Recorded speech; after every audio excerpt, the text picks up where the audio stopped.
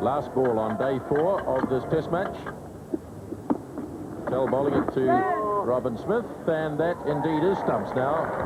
On the 4th day, the players head for the pavilion, and England will take a lead of 44 runs into the final day of this test match. They have 7 second innings wickets in hand, and it has once again been a fascinating day's play. Some good batting by New Zealand earlier today, and then England having to fight very, very hard in the early stages of their innings, losing Gooch, Hick and Stewart, but Smith and Lamb will resume on the 5th day with England at 171 for the loss of 3. So England have fought hard to be at the end of the day 44 runs in credit. Another fine knock in this test match from Alex Stewart, Robin Smith and Alan Lamb, the 2 players to continue into the 5th and final day. I looked at the New Zealand bowling figures. They've all been successful except for Danny Morrison. They've all tried hard, but England have played well during the last 2 sessions of this day. He's as the great threat on this 5th and final day. Let's go to the action then with Robin Smith and Alan Lamb to continue the battle for England. Right, well, Danny Morrison's going to be the first bowler for New Zealand. Morrison with none for 24 so far from 13 overs. The only New Zealand bowler not to have taken a wicket as yet in this England second innings. 171 for 3, the first ball of the last day. And run straight away for Alan Lamb.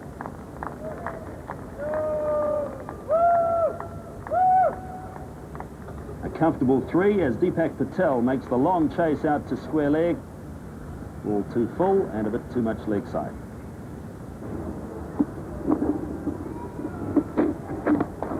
Well, that's a beautifully timed stroke. The right has another chase, but I think he can give it away. It's well timed and out to the fence for 4 runs. First boundary of the day.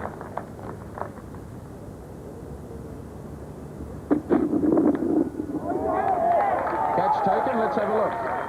Being claimed.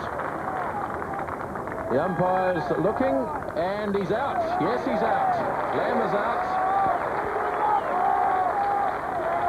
Now, there's some discussion going on here. Martin Crowe thinks he had it. I think Ian Smith said, I don't think you did. The umpire gave him out. But Martin Crowe going down. Now, the umpires are going to have a chat here.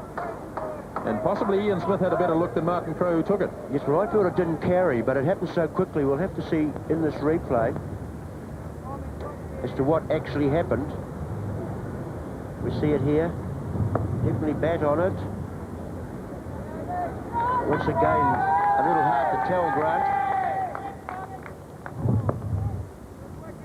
Have a look at Ian Smith. He's not too excited. Oh, no. I've got a feeling that landed just in front. Well, Ian Smith had a very good look at it. He's standing right there. Crowe was in the process of diving, and Smith said no. I felt that Lamb knew, too, that it hadn't carried. Or driving, cracking shot.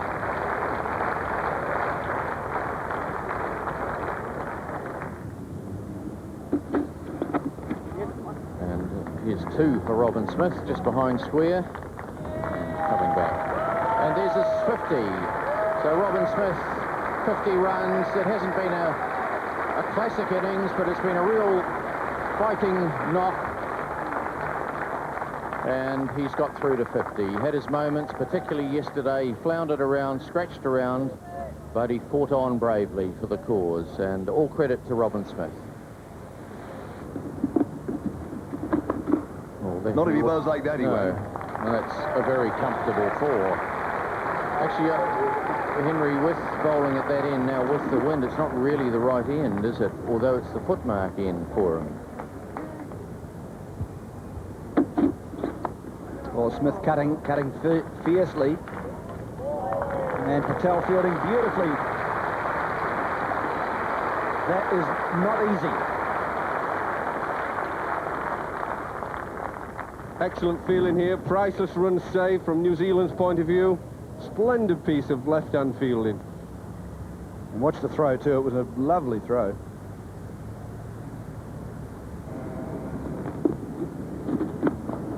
That's a good shot from Smith. That's going to go all the way, I think. That was beautifully timed.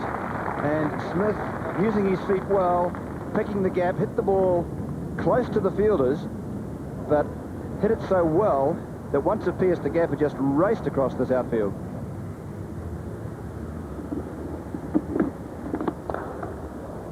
Lamb driving, and he gets it past right. And there's his 50. Alan Lamb, his 19th Test half-century. And what a magnificent shot to bring it up. Well, Alan Lamb, cracking shot, just leans into this.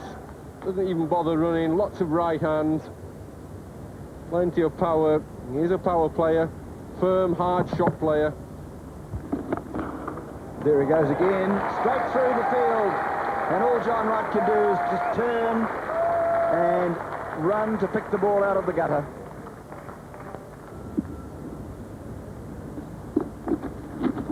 Oh, he's missed. Watch him, he yorks himself, gets too near the ball, and Ian Smith misses the chance. We did say the chances will come. You've got to grab them. So he goes onto the back foot and cracks Patel behind point for 4. Patel, perhaps that one chance of the mis-stumping, but other than that, very little's happened. These batsmen look so comfortable. Nicely played by Lamb, backward at point. Cairns has the chase. He'll get to it just inside the boundary, so the batsman will have time for 3 runs. Yes, they have Lamb and Smith looking very comfortable.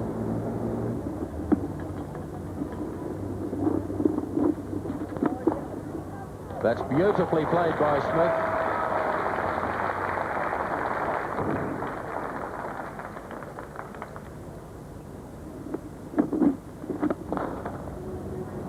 Oh, that's gone down to the fence. Stewart tried to stop it with his boot, but Smith knew that he'd hit it pretty well, and it's gone for another boundary. So Robin Smith to 76. Yeah, Stewart's got to get his line right this morning. We're seeing here that he's straight onto middle and leg, rather full. He's only got 3 men on the onside, so he can't afford to bowl on that line. He's got to get out and bowl a roundabout off stump, having the ball go across the right-hander.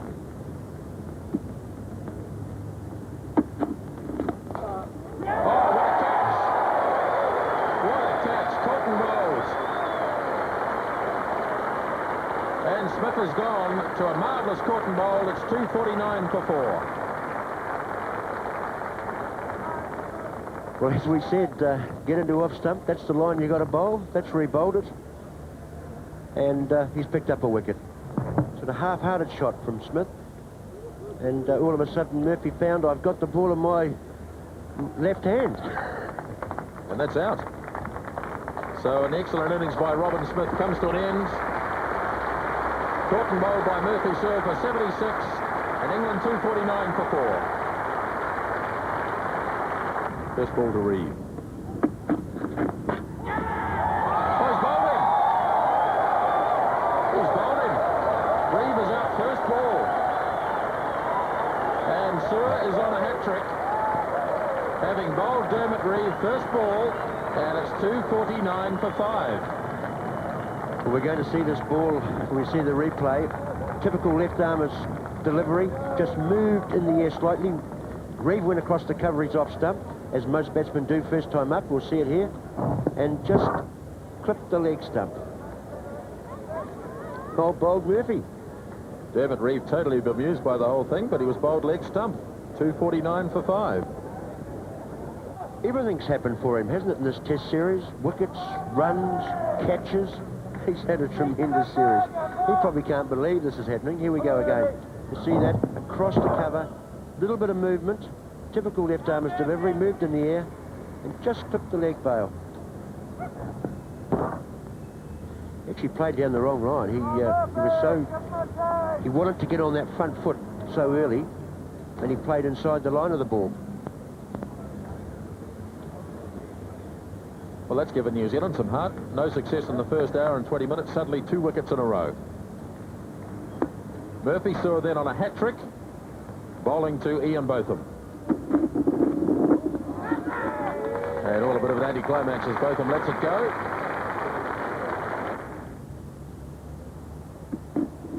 Oh, that's a beauty. That is a very good ball.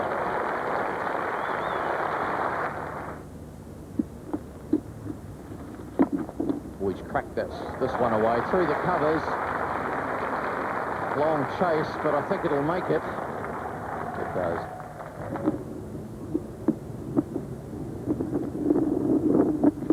Little sweeping. Oh, is that?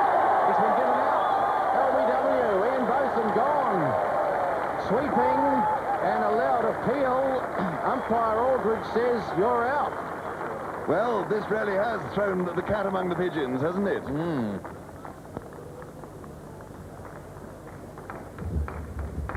Well, it's a difficult one to tell, isn't it, Henry? But I suppose if you read the paper tomorrow morning, that's what it'll say. 2.54 for 6 England. Well, Jack Russell, the little England wicket-keeper, the left-hander coming out to replace Ian Botham, out LBW. And this is an interesting one, isn't it, Henry? What do you make of it? It was turning. I personally think that was missing a leg stump. It had that look about it, didn't it? Yes, it definitely turned, and he was down the wicket too. I thought before we saw the replay that it might have been the arm ball, but when we look at the replay, we see that it was actually the turning ball. It was the off-break, yes. Now, I think I don't agree with umpire Woolridge there, but that's all right. It's livened up the game. Certainly it has. Field for a back pad. Patel's demanding it, but I don't think it's going to be given.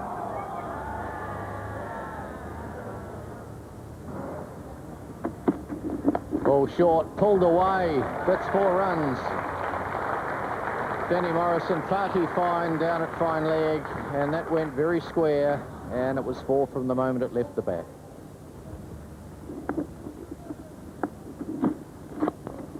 He's played that nicely away through mid-wicket. That's a lovely shot. Patel's got a lot of ground to make, and they'll have time for 3 runs. Patel throws are normally good, and that's exceptional. Marvellous throw by Patel. 3 runs for Jack Russell. Now, let's watch this again. Any youngsters watching? Look how he, not only the throw and the pick-up, watch how he runs hard to the ball. Runs as fast as he can. Then just steadies himself to make a nice pick-up. Nice and cleanly. Steadies himself again, and the throw comes right to the top of the stumps.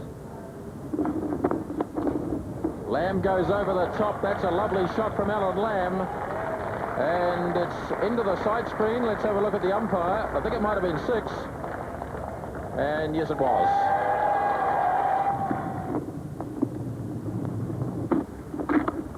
Lamb thumps it through the covers. Patel's coming again after it. And he has to give this one away. Lovely shot by Alan Lamb.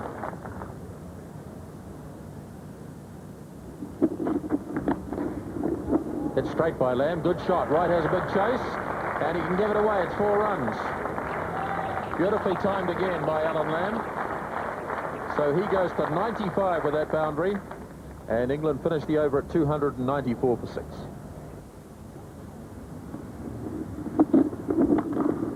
Russell pulls it nicely away through the leg side. That's a good shot. Picked it early and hits it for 4.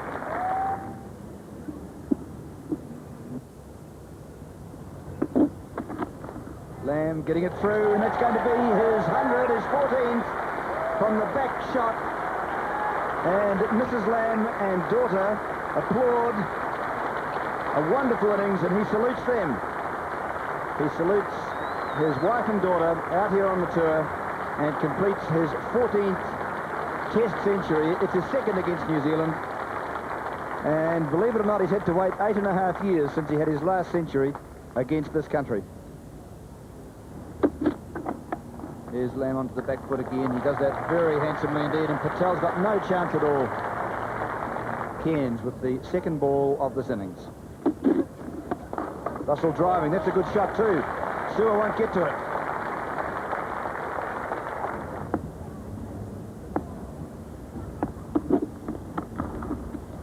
Jack Russell growing in confidence now. Beautifully played out through the covers off the back foot. A long chase there for Deepak Patel.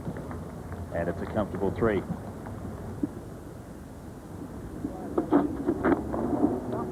Beautifully worked again by Alan Lamb. Ball full of length. And Patel for the 2nd ball in succession has a long chase towards the boundary. And this time the ball wins the race. It's 4. Nicely timed by Alan Lamb. He's gone to 112. Well, that's a lovely shot by Lamb. Magnificent shot through the covers. And that's another 4, and that's the 200 lead for England. Pulled away by Lamb. That's another delightful shot on the leg side. 4 runs. And the runs really coming rapidly now. He's down the wicket. Thumped it straight down, high, wide and handsome. And it's 6 runs. So there we are. The 350 has arrived, 355. And Alan Lamb moves to 138. So he's one off his top score. Yes, he stood there for so long in a pensive mood. First ball of the over, he leaps into life and puts it right over the side screen at the far end of the ground. Yes, our stump vision. Oh, he's doing a bow for our stump vision, Bob. The ball took off like a missile on our stump vision, didn't it? 1 for his record highest score in Test cricket. Equal, I should say. 140 will pass it. Oh dear. And that's it. That's 4 more. So Alan Lamb, his highest score in Test cricket, with a fine shot through the covers. Too short, too wide, paid the penalty.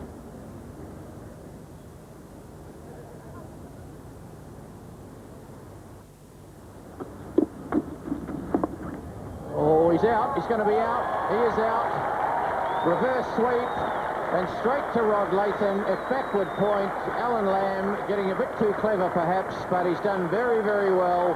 A marvellous innings for 142 and trying to be, as I say, perhaps a little bit too smart. But fair enough, all credit to Alan Lamb. He saved the game for England and the crowd acknowledging that.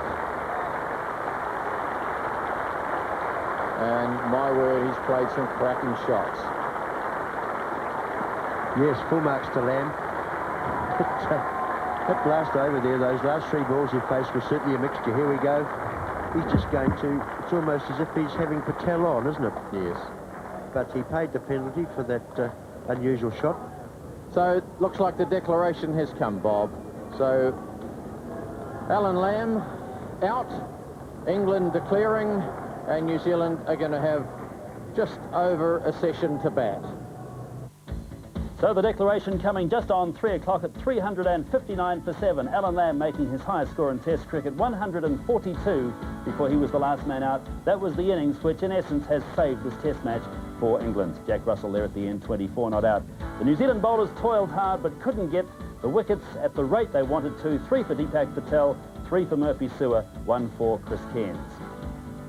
So when New Zealand began batting at 20 minutes past 3, it meant about an hour and 40 minutes until the likely close of this Test match at 5 o'clock, and a chance for John Wright and Blair Hartland and maybe some of the other top-order New Zealand batsmen to get some practice in against the England bowlers with the one-day series coming up. So let's see how the New Zealanders fared in their second innings. They did have an unlikely winning target of 233. That was out of the question. They were there to bat out time. Let's see how they did.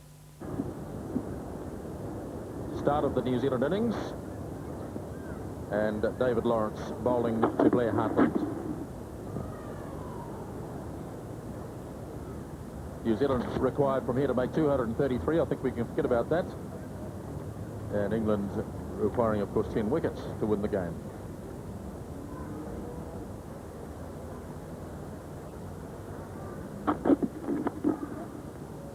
Blair Hartland has a run here. He might even consider a second run. Yes, he will.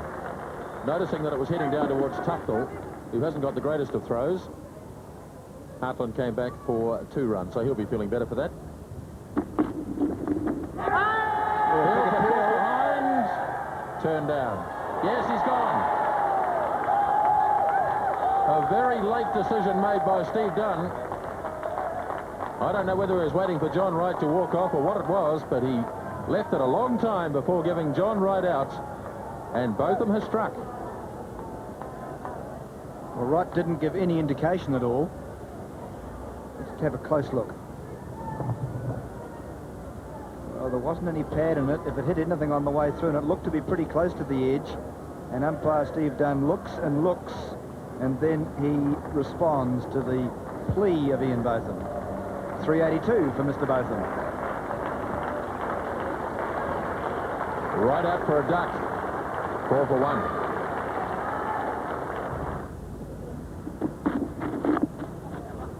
Well, maybe the captain's decided, look, I'm going to have to take a hand here, settle things down, and he's underway with a single. Well, it's off something as it runs. It looks as if it's runs for Blair Hartland down to the boundary again. What's the call from Steve Dunn? It is 4 runs to Blair Hartland. Leg glancing in Botham, and the young Canterbury opener's gone through to 12. 13 for 1.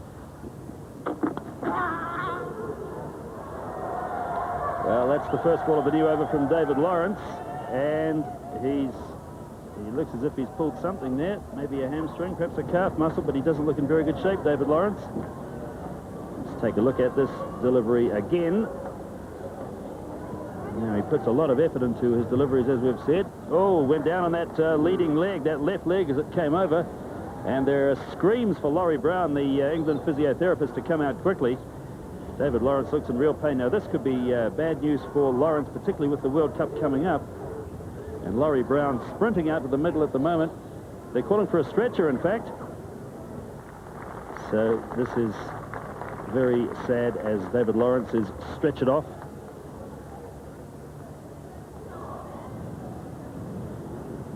And now Crows come in at number 3 for New Zealand.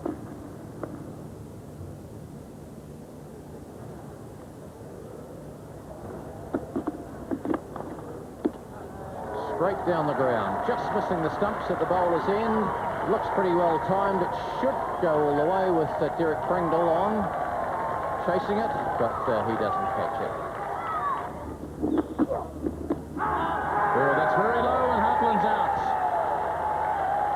Hit him very low down, and Brian Aldridge quickly had the finger up, and Blair Hartland's innings is over. LBW to Botham for 19. That's 24 for 2. Yes, we'll see in this replay here. There's no doubt about bowling wicket to wicket is the answer on this wicket. Bit of variance and bounce. Came in close. Hartland shuffling around the crease line, never really went back. Perhaps it's a ball he could have got forward to, and no doubt about that. Kept a little low. Pitched in line.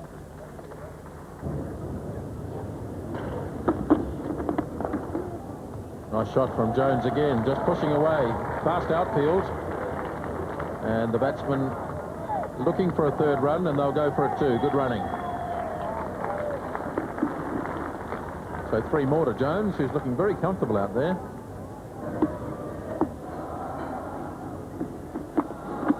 Oh, that came back, and that's out.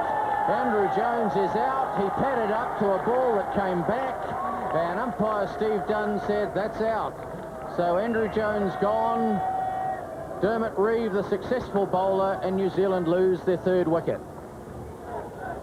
Well, this is what Dermot Reeve does well. He swings the ball. It looks fairly innocuous. His pace is not great, but he swings it out and he swings it in. And you'll see this ball just angling through the air. Oh, let him on the inside of the pad. So New Zealand losing their 3rd wicket, 3 for 41. Well, New Zealand lost a few wickets, but there were no real problems for them. The game finishing at 5 o'clock in a draw with New Zealand at 43 for 3 in their 2nd innings. And in the England bowling figures, 2 wickets for Ian Botham, 1 for Dermot Reeve, but very bad news indeed for David Lawrence, a serious knee injury. He's having an operation in Wellington, and it appears as if David Lawrence will be out of cricket for the rest of 1992. After the end of the match, I spoke with the England captain, Graham Gooch. 44 for 3 overnight. If Martin Seaman had got a couple of quick wickets, obviously they were right in it, and they were still well in it at lunch, but the guys hung in, and obviously runs and time, it kept diminishing and made it more difficult. So we were pleased to fight back when they had the whip hand on us in the last few days. That's right, when you began your 2nd innings, you were, what, nearly 130 behind. Did you feel just a little bit of pressure at that stage? Yeah, I felt that if we could have kept them down to a smaller lead and batted really well, we could put them under pressure at the end of the match. But having got a 120 lead, we just had to bat for, what, 4 or 5 sessions. And well, the man named as man of the match was Alex Stewart, a century in the 1st innings and a half-century in the 2nd. For England cricket stars.